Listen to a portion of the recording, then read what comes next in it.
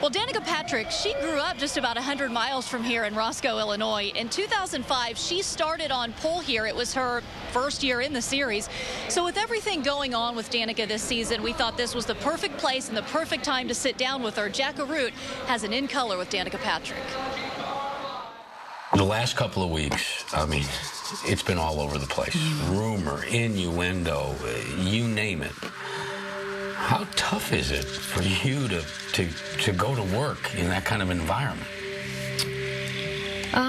You know, I think it's been more difficult as the season has gone on. You know, obviously there's been a lot of stuff going on all year. Most of it I was totally withdrawn from in the beginning and knew very little about. And, you know, as the season's got on, I've, you know, obviously learned more, but also the races have become more challenging. I mean, you know, we've just been struggling on road courses, so to put, you know, a whole bunch of them together at once is like, it's a low blow, you know. We've just been having a hard time, and then to, you know, get taken out in the last couple, I mean, it's, I don't know, it's been a little bit more challenging lately. Let's face it, very few sports athletes become commodities. Danica Patrick has become Indy Racing's commodity. How does Danica Patrick, the athlete, who wants to go to work every day and be the very best, how does she handle being a commodity as well? I have other people take care of that.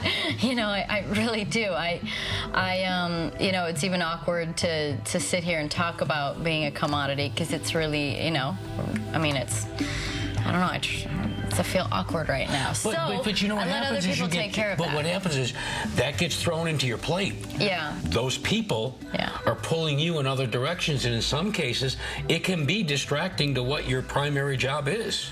You know, who knows how, we will never know how much mental, you know, stress or distraction or just noise in my head comes into play and takes away from the focus. When you started, it was, let's face it, it was you and Dad. You know, you went racing, you found something that you guys had in common, and seeing the video and the go-karts and everything else. And there's one piece that you probably have seen so many times you're tired of it, of you giving the tour of your trophy case. And what's the one thing missing from this room? Is the Indianapolis 500 trophy. That's my goal. And it still is? Yeah, it still is, yeah. It's been close a couple times. Do you obsess over that? No, it's one of those things that you put a lot into. We all put a lot into, the whole team. From top to bottom, everybody knows that that's the big one.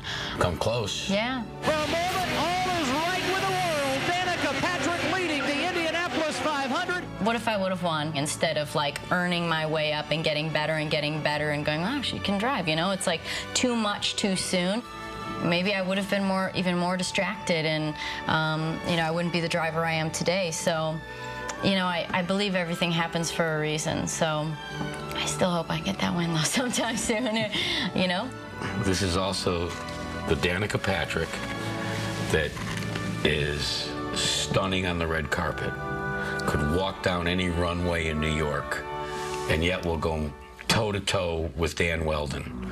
Will kick a trash can. It's all part of that commodity I call Danica Patrick.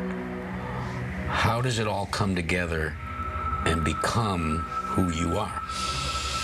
It comes naturally. I mean, that's really the only way. I mean, it's all really just me. It's just, you know, I think I've just been lucky enough to be able to get to show those sides of me. I think a lot of drivers and a lot of people in general, really, just people in general, have totally different sides to them. I think the more sort of true to yourself that you can be and pure, the better you feel and the better you perform. I really believe that. And so, you know, kids even ask, how do I become a race car driver? I'm like, don't try to become a race car driver. Try to become the best something you can be. And everybody's good at something, but don't force it. You know, if you like to, you know, cut clothes up and sew them together, you know, be a fashion designer. I mean, it doesn't matter. You can do anything. Was there ever a point, though, DP, where you forced it?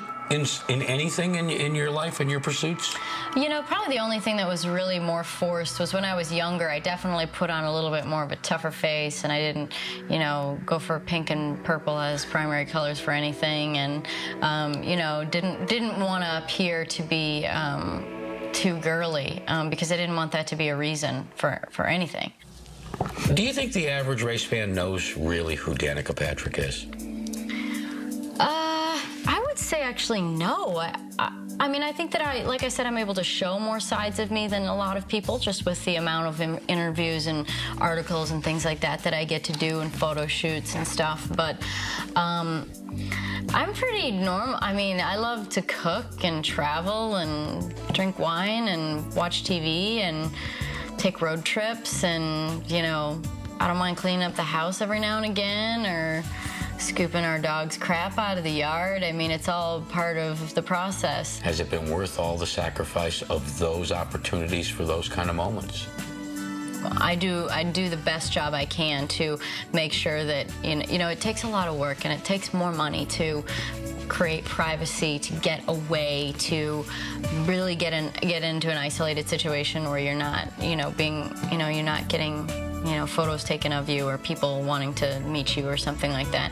So it does, and I make those things happen. They have to happen. It has to happen, or else you just feel claustrophobic. The noise that goes on in our heads just gets in the way.